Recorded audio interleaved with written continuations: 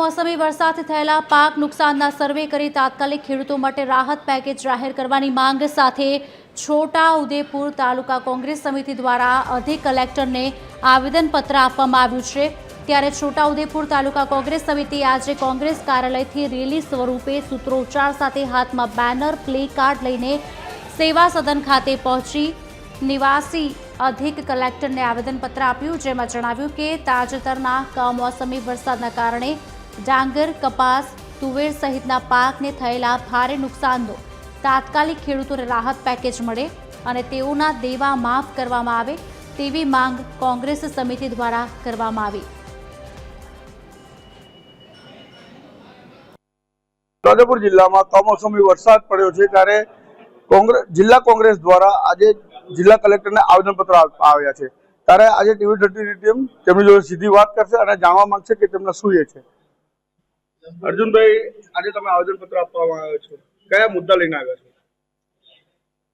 આપણને ખબર છે ગુજરાતમાં કમોસમી વરસાદ ખૂબ વધારે થયો અને ખેડૂતોના મોઢામાં આવેલો કોળિયો ઝૂંટવાઈ ગયો, દરેકના પાક નિષ્ફળ ગયા અને એ નુકસાન એટલું બધું મોટું છે કે એમાં સર્વેનું સ્ટન્ટ કરવાની કોઈ જરૂર નથી। તાત્કાલિક રાહત પેકેજ આપવું જોઈએ। કોંગ્રેસની યુપીએ સરકાર 78,000 કરોડ રૂપિયાનું દેવું માફ કર્યું હતું, તો એ જ પ્રમાણે આ સરકારે પણ ખેડૂતોનું દેવું માફ કરવું જોઈએ અને બાકીના કોઈ સ્ટન્ટ નહીં કરવા જોઈએ। એમણે સર્વે કહી નાખ્યો છે એવું કંઈ જાહેર કર્યું છે, ક્યાં સર્વે કર્યો કોઈને ખબર નથી, તો એવા નાટકો નહીં કરવા જોઈએ અને ખેડૂતોને જે પણ રાહત પેકેજ આપવાના છે તે અને એમનું દેવું માફ કરવું જોઈએ। આ અમારી માંગણી છે, આજે એમને આવેદનપત્ર આપવા માટે આવ્યા છે।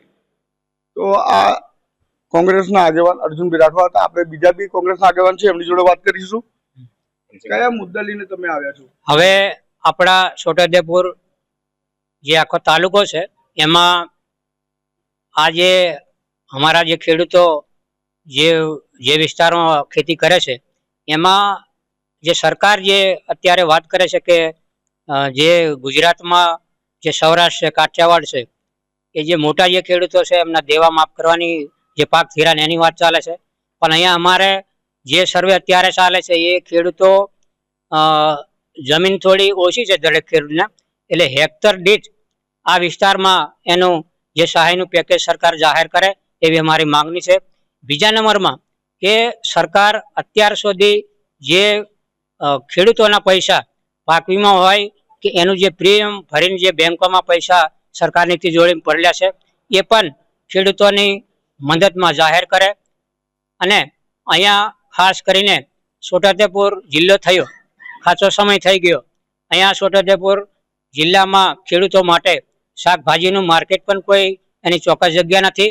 બીજા નંબરમાં અહીંયા જે ખેડૂતો અનાજ પકવીને કોઈ બોડેલી જાય, જેતપુર જાય, અલગ અલગ વિસ્તારમાં ટ્રેક્ટર કે ગમે તે વાહન લઈને જાય છે, પણ એને ન્યાયિક જે ભાવ મળવો જોઈએ એ પણ મળતો નથી। તો અહીંયા છોટાઉદેપુર આપણો જિલ્લો થયો તો અહીંના ખેડૂતો માટે એક અનાજનું માર્કેટ પણ ઊભું થવા જોઈએ અને આજની તારીખે ખેડૂતોને જે નુકસાન થયું છે, મોટા ભાગે ડાંગર છે, કપાસ છે, તુવર છે, એમાં દરેક ખેતરમાં નુકસાન થયેલું છે। આજે સરકાર કદાચ એવું નક્કી કરે કે જે પાક ધિરાણ જે લીધું છે એનો જો રેશિયો નક્કી કરે તો અહીંયા અમારા વિસ્તારમાં જે દરેક કુટુંબ બેંકમાંથી પાક ધિરાણ લીધેલ નથી, તો એની અવેજીમાં જે ખેડૂતને હેક્ટર દીઠ એને જે પેકેજ જે સરકાર નક્કી કરે એ મળવા જોઈએ એવી અમારી માંગ છે।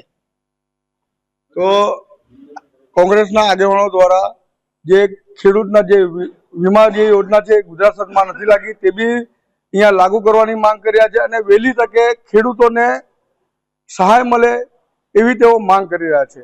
અજય જાની, TV13 ગુજરાતી, છોટાઉદેપુર।